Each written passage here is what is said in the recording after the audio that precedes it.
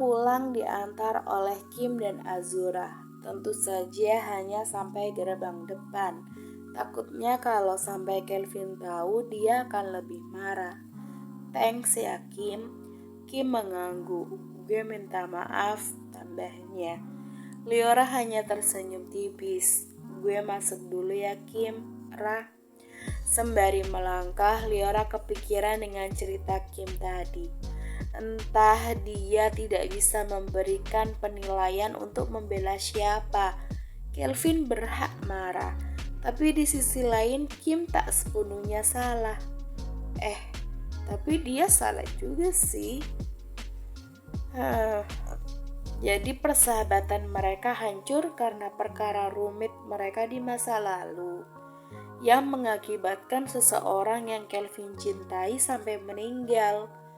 Memang parah sih, dan wajar aja Kelvin begitu menyimpan dendam. Apa gue harus menghibur dia ya? Tapi gimana? Padahal baru aja baikan. Rumah sepi, tak ada suara Nata ataupun Areta. Mungkin aja Areta mengajaknya main keluar. Kaki Liora menapaki satu persatu tangga menuju lantai atas. Dan bukan menuju kamarnya, melainkan kamar Kelvin. Dia tahu Kelvin di rumah. Mobilnya terparkir di garasi tadi. Pelan dia putar knop pintu. Tidak dikunci. Sebisa mungkin Liora membukanya tanpa menimbulkan suara, yang bahkan tanpa sadar dia menahan nafasnya. Kelvin terlihat duduk di pinggiran ranjang, menatap ke arah jendela. Dari belakang pun, Liora bisa mengira-ngira kalau Kelvin sedang galau. Liora tapakkan kakinya, melangkah sepelan mungkin, lalu dia duduk di samping Kelvin. Menyadari kedatangan Liora, Kelvin pun menoleh. Tersenyum tipis dan ada rasa getir dari suaranya. Sorry, aku ninggalin kamu, ucapnya dengan lirih. Liora menggeleng. Gak apa-apa, aku bisa pulang sendiri kok, ujarnya tersenyum. Aku egois ya, aku pengecut. Aku lari dari masalah itu. Bahkan menghadapi Kim saja aku gak sanggup, ucapnya menatap sendu Liora. Enggak Vin, kamu gak egois. Wajar bagimu marah sama Kim. Kamu tahu. Kelvin menatap tak percaya. Iya, Kim cerita semuanya sama aku tadi. Kelvin membuang pandangan. Dia masih kesal setiap mendengar nama itu disebut. Tapi kamu gak bisa selamanya begini, Vin. Dia pasti sedih di sana, melihat persahabatan kalian hancur. Dia yang memulainya. Dia juga yang membuat aku kehilangan seseorang yang gue sayang, Ra. Juga bahkan sahabat gue. Kalau aja dia mengatakan kejujuran saat itu, dia bisa dihubungi saat itu, gak akan terjadi hal buruk. Tapi dia menghilang seperti pengecut dan tak sadar akan bersalahnya. Aku harus bagaimana, Ra, selain membencinya? Sanggah Kelvin. Dia masih tidak terima akan kejadian bertahun-tahun yang lalu. Meski begitu, matanya berkaca-kaca. Kelvin buru-buru membuang pandangan, tapi dia gagal untuk membuat Liora tidak melihatnya.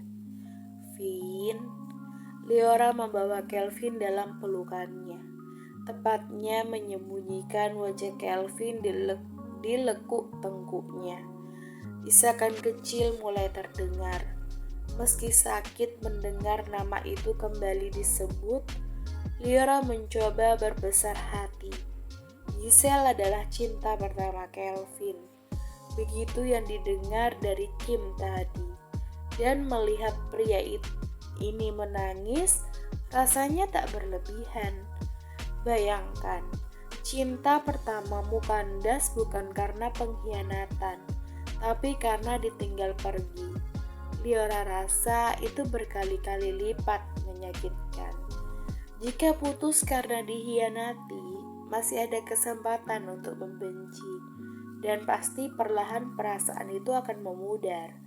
Tapi ditinggal mati di saat rasa cinta di puncaknya, bagaimana bisa melupakannya begitu saja?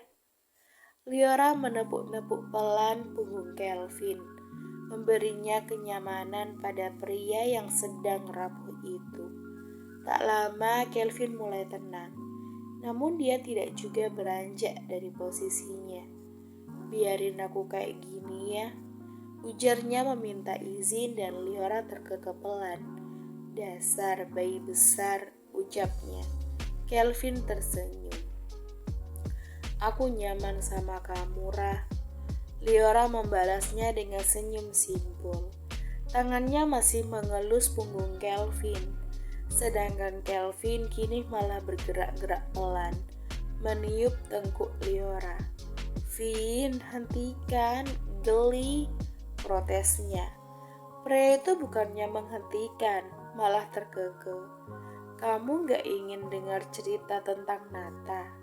Tanyanya mendongakkan wajahnya. Kapan-kapan aja deh.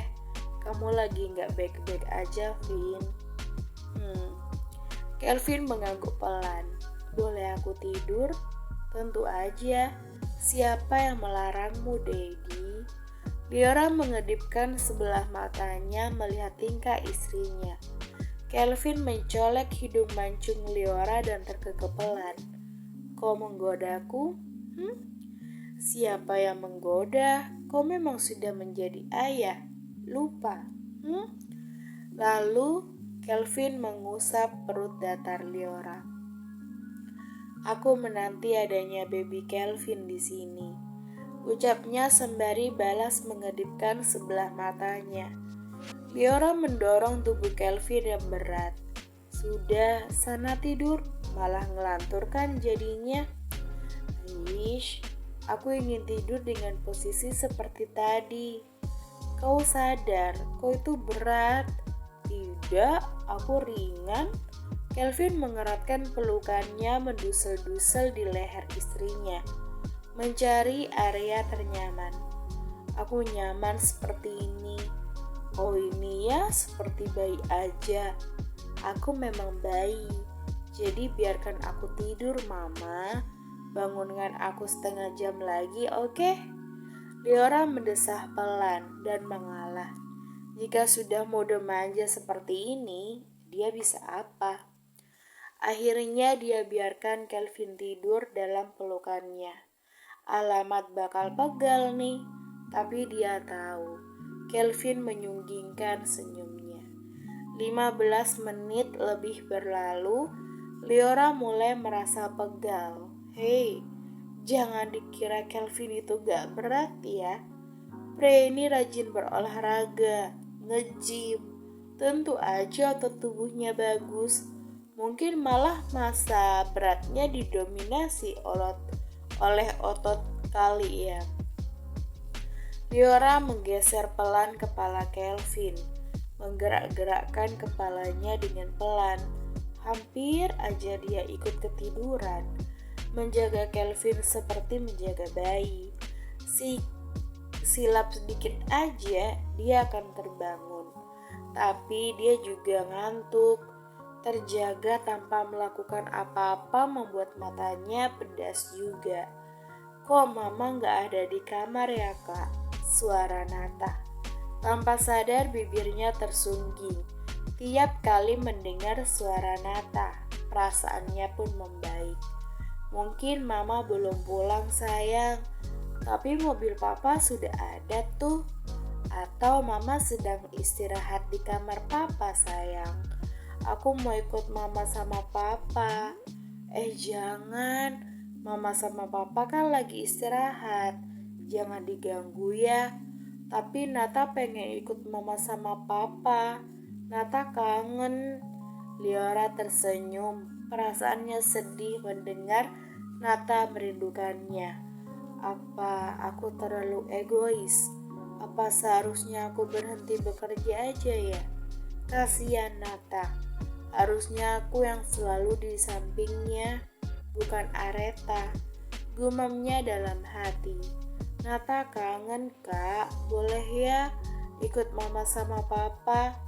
Liora tak tahan lagi. Dia menoleh ke arah pintu untuk membukanya pun tidak mungkin. Ada Kelvin yang sedang bersandar padanya. Jadi dia hanya berteriak, "Nata!" Hening. Malah Kelvin yang menggeliat pelan. Mungkin dia terganggu dengan suara kerasnya tadi. Itu suara mama. Liora tersenyum. Nata masuk aja sayang, gak dikunci kok, tambahnya. Kali ini agak dipelankan. Tak lama pintu pun terbuka, menampakkan Nata yang tersenyum lebar. Mama, pekiknya dengan senang. Liora memberi isyarat dengan meletakkan jari telunjuknya di bibir. Papa lagi tidur, ucapnya pelan. Nata melangkah hati-hati setelah menutup pintu. Dia naik ke ranjang dan duduk di samping Liora, memperhatikan papanya yang terlelap. Papa lucu, ucapnya terkekeh. Liora tersenyum simpul. Papa kok boboknya kayak gitu? Memangnya mama gak capek ya? Enggak sayang. Ih, papa manja banget sih. Hahaha. Nata aja gak kayak gitu. Tukas Nata. Dia menyingkirkan rambut depan Kelvin yang menjuntai menutupi dahinya. Tapi percuma, tetap aja kembali seperti tadi. Papa lagi capek, makanya dia manja, tukas Liora. Untung aja ada mama. Dulu papa kalau capek tidurnya cuma sendiri, gak ada yang nemenin. Kalau sekarang kan papa ada temennya, tapi Nata yang sendirian, ujarnya dengan rasa sedih. Membuat Liora menatapnya tak tega. Sayang, jangan sedih ya. Nata kan bisa main sama mama, papa, atau sama Kak Areta. Banyak kan temennya. Tapi Nata pengen punya adik. Makanya bantuin papa buat bujuk mama ya sayang. Liora menatap kaget. Entah sejak kapan Kelvin itu bangun. Hahaha, papa bohong ya tadi. Papa gak tidur kan? Ih, papa jahil. Kelvin tertawa jenaka ke arah Nata. Bersama.